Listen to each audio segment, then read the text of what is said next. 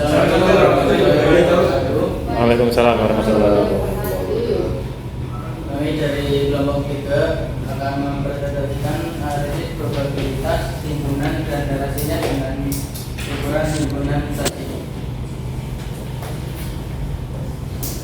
Saya memperkenalkan Putra dengan Rizky Lubis dan saya sendiri Masjid Laksono. Latar belakang teori probabilitas merupakan cabang matematika yang digunakan untuk memodelkan ketidakpastian atau kejadian acak.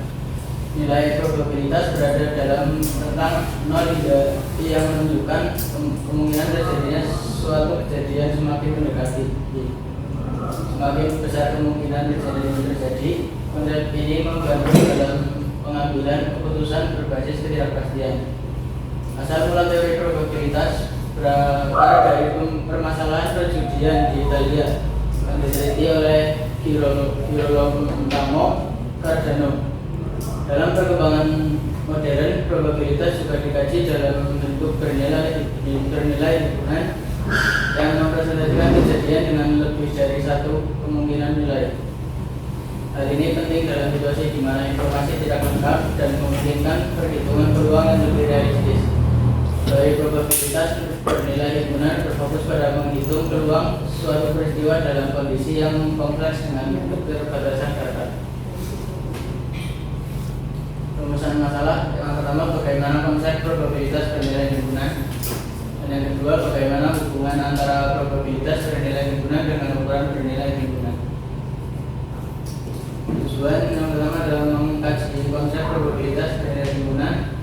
Yang kedua, menjelaskan hubungan antara probabilitas bernilai himpunan dengan ukuran bernilai himpunan. Kajian penelitian terkait menurut Syahirjan dan Pakar 2025, ukuran kesamaan pada himpunan kabur intuitionistik bernilai interval mengusulkan ukuran entropi baru pada himpunan kabur intuitionistik bernilai interval. Studi ini menunjukkan bahwa ukuran informasi seperti entropi dapat diterapkan pada himpunan kabur untuk mengukur ketidakpastian. Penelitian juga membahas ukuran entropi pada himpunan kabur dan pemahaman mahasiswa terhadap konsep probabilitas menunjukkan adanya miskonsepsi yang masih perlu diluruskan. Ruang sampel dan kejadian menjelaskan bahwa ruang sampel adalah himpunan seluruh kemungkinan hasil percobaan dan kejadian adalah subset dari ruang sampel. Operasi pada kejadian termasuk operasi gabungan, irisan, komplemen, dan kejadian saling lepas. Mutasi dan kombinasi digunakan untuk menghitung banyaknya cara menyusun atau memilih objek. Kaidah penjumlahan probabilitas menjelaskan cara menghitung probabilitas dari gabungan dua kejadian, termasuk jika kejadian tersebut saling lepas.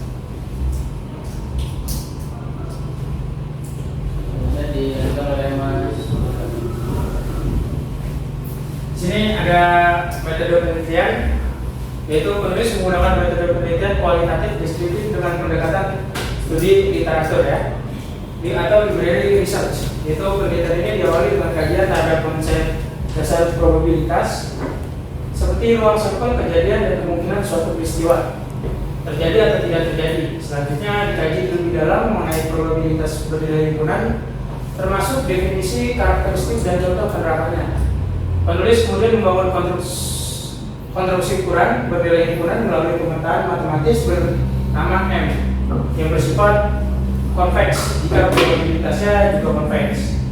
Lalu langkah terakhir adalah menyimpulkan hasil kajian dalam bentuk relasi antara probabilitas bernilai himpunan dengan ukuran bernilai himpunan. Prosedur penelitian dilakukan secara sistematis dimulai dari kajian teori dasar dan analisis konsep dengan contoh kasus hingga pembuktian bahwa pemetaan PM yang dibentuk dari M memenuhi sifat probabilitas bernilai himpunan. Subjek penelitian berupa model probabilitas bernilai himpunan, sedangkan objeknya adalah contoh kejadian yang dianalisis menggunakan pendekatan tersebut.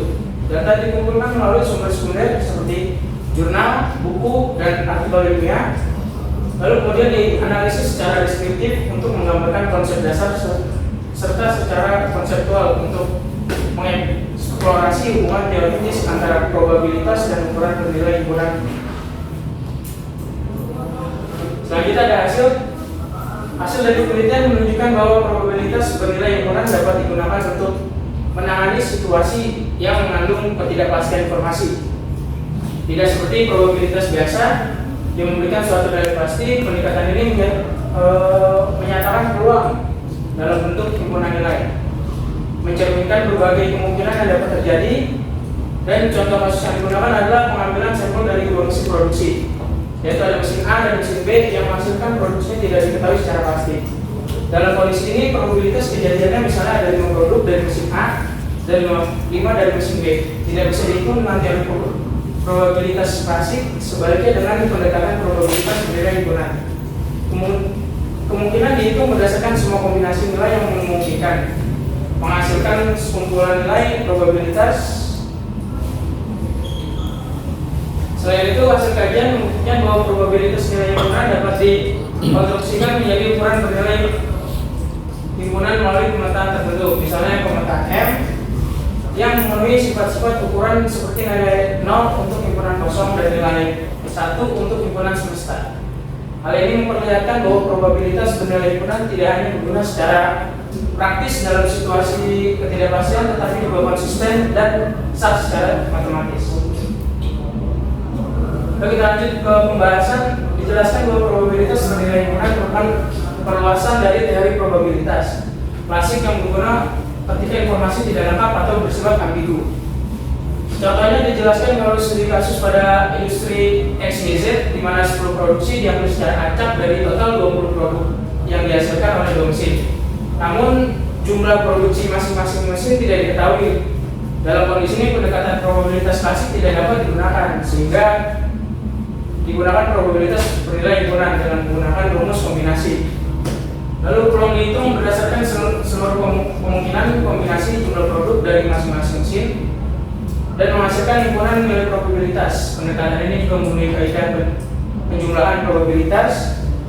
Lalu yang menunjukkan bahwa meskipun bentuk nilai berupa himpunan, konsep dasar probabilitas tetap berlaku. Dengan demikian, probabilitas bernilai himpunan tidak hanya akurat dan fleksibel dalam menghadapi ketidakpastian, tetapi juga konsisten secara matematis dan dapat dikembangkan lebih lanjut untuk berbagai penerapan lainnya.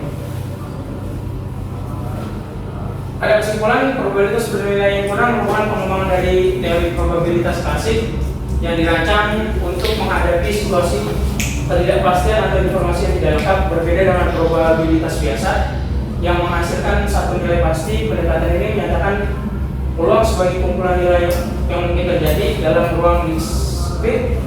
Probabilitas bernilai himpunan dapat dibentuk menjadi suatu ukuran matematis yang sah melalui pemetaan tertentu yang memenuhi sifat dasar seperti nilai 0 untuk himpunan kosong dan nilai 1 untuk himpunan semesta. Oleh karena itu, terdapat hubungan yang kuat antara probabilitas bernilai himpunan dan ukuran bernilai himpunan yang saling mendukung dalam membangun model matematis yang lebih fleksibel dan realistis. Yang terakhir, ini ada referensi dari Yuda Syahildan dan Nova Nolzabakar, terus ada dari Adela et al. 2024. Itu slide terakhir.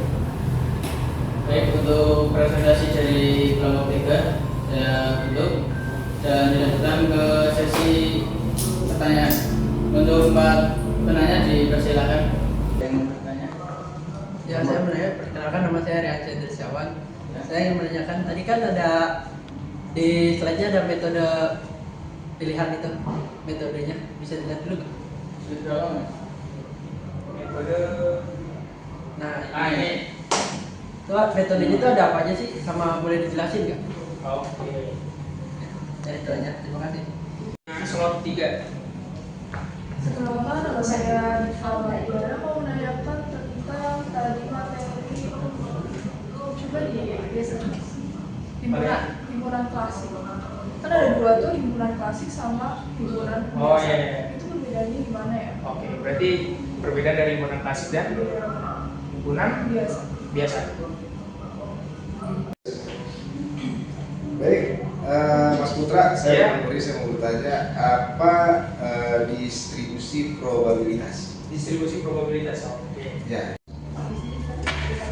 Mas Putra, saya mau bertanya. Nama saya Muhammad Bisnul Fikri. Saya ingin bertanya, bagaimana himpunan probabilitas didefinisikan dalam teori probabilitas? Terima kasih. Oke, saya akan menjawab pertanyaan dari Mas Renan. Pertanyaannya adalah apa saja metode yang digunakan pada materi presentasi kita dan jelaskan. Metode yang dipakai adalah metode penelitian kualitatif deskriptif, adalah pendekatan penelitian yang bertujuan untuk menggambarkan dan memahami fenomena secara mendalam melalui pengumpulan data non-numerik atau seperti wawancara, observasi, dan dokumentasi. Fokus utama metode ini adalah pada makna, proses, dan pemahaman subjektif dari pengalaman individu atau kelompok dalam konteks tertentu. Selanjutnya, yang menjawab pertanyaan kedua dari Iva. Pertanyaannya adalah apa perbedaan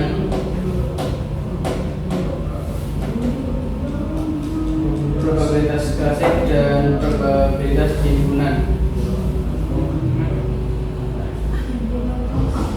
Iya, probabilitas himpunan klasik dan probabilitas himpunan yang biasa.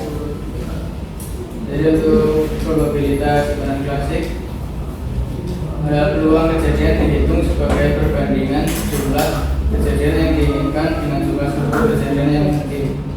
Sedangkan probabilitas himpunan, peluang tidak dinyatakan sebagai angka tunggal, tetapi sebagai himpunan atau interval nilai yang menggambarkan ketidakpastian.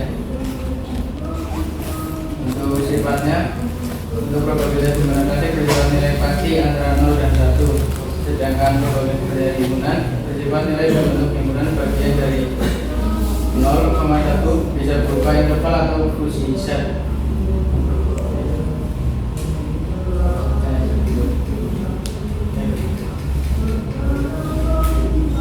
Lanjut dengan pertanyaan ketiga dari Pak Deman, itu apa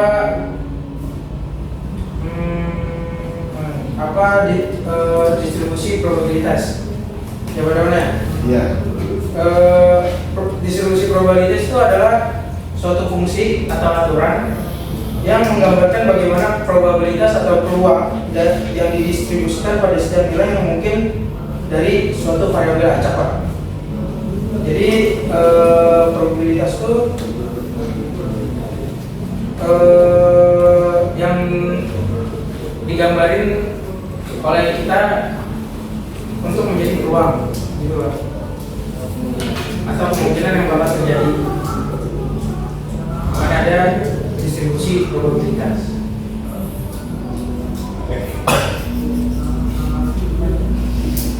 Kurang jelas Pak? Saya kurang jelas ya, coba bagaimana maksudnya jawabannya coba. Saya kurang memahami.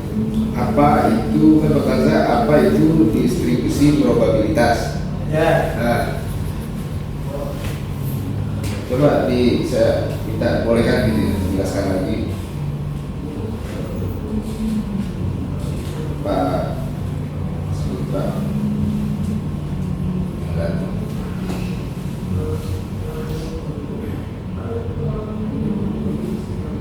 Kalau yang saya baca ya Pak, pengertian umumnya itu distribusi probabilitas itu fungsi matematika yang menggambarkan bagaimana nilai-nilai dari variabel acak didistribusikan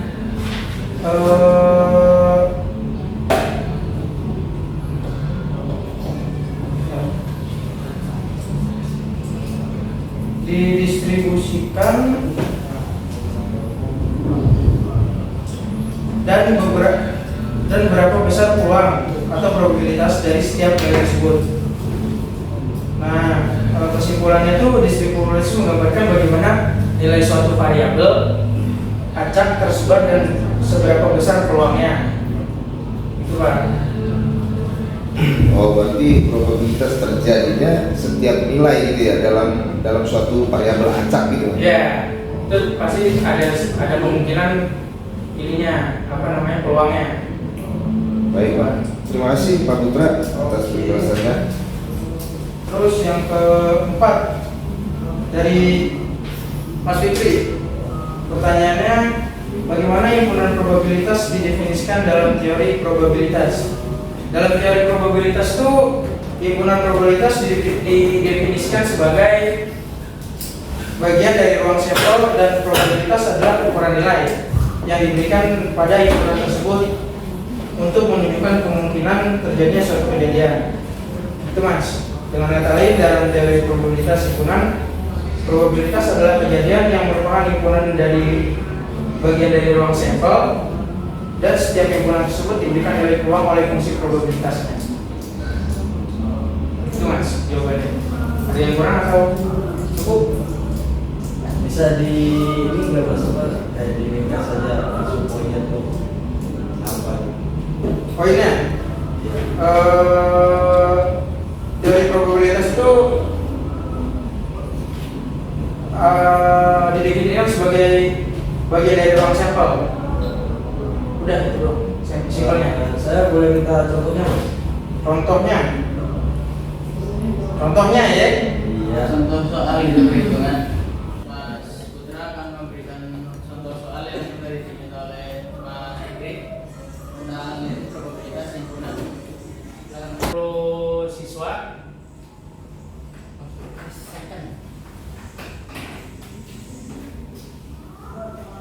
itu 25-nya suka Mas Fik. Nah, yang 25 ini M itu adalah siswa yang suka matematika. Terus yang F itu adalah siswa yang suka fisika, itu F. Ini M. Ya kan? Nah, 10 itu yang suka keduanya. Itu dilambangin dengan M irisan F. Ya kan? Nah, karena ditanya banyaknya siswa yang menyukai matematika.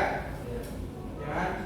Rumusnya itu adalah M dikurang M irisan F sama dengan M-nya kan di sini 25 ya? 25. Cukup. Sama dengan 25 dikurang MNF itu irisan M irisan F itu kan 10. 25 dikurang 10 berapa Mas Fikri? 15. Oke, nah ini hasilnya banyaknya siswa yang suka matematika 15. Terus ada lagi nih soalnya cukup berarti. Hah? Jadi itu kelihatan nggak Mas Fikri? Maaf Mas Putra, biar kita kelihatan juga gitu posisi Oh. jelasinnya. Gini berarti. Iya, biar kita kelihatan juga. Nah, mau diulang apa gimana? Boleh. Tapi udah ya. Oke. Ya, lanjut lagi. Terus ada lagi satu soal lagi, Pak Doman. Aman Pak Doman. Aman ya. Aman Pak. Yaitu banyaknya siswa yang suka fisika. Langsung aja jawabannya soalnya kalau misalnya agak ribet. Yaitu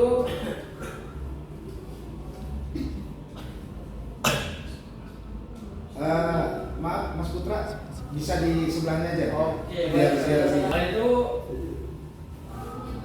hanya suka fisika. Oke. Rumusnya itu ada F dikurang M irisan F.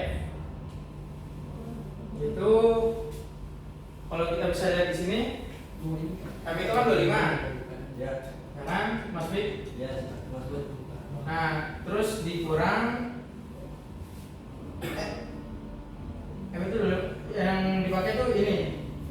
Kalau yang buat fisika F dikurang MNF. Itu F itu 18 dikurang M irisan F itu sama dengan 10. Masukin di sini jadinya F itu 18 tadi kan? Ya. Dikurang M irisan F-nya itu 10. Hasilnya berapa Mas Fik? 8 Mas Bud. 8. Oke, pinter Mas Fik ini. Iya sih. Hasilnya itu 8. Jadi itu contoh soalnya. Terima kasih. mengenai kritik dan saran ya. Ya. Bisa dibuka di slide 3 atau 4. Ini 6. 6.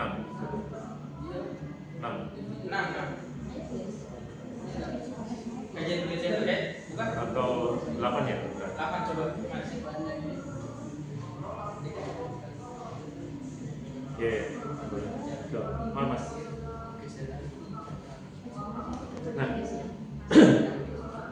kemarin dari kelompok 1 dan 2 kan sudah ada kritik dan saran gitu ya.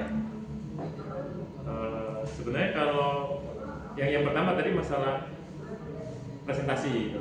Jadi presentasi yang dilakukan di kelompok 3 ini itu lebih banyak seperti membaca gitu. Nah, contoh di sini metode penelitian. Seharusnya di sini bisa lebih diringkas lagi gitu.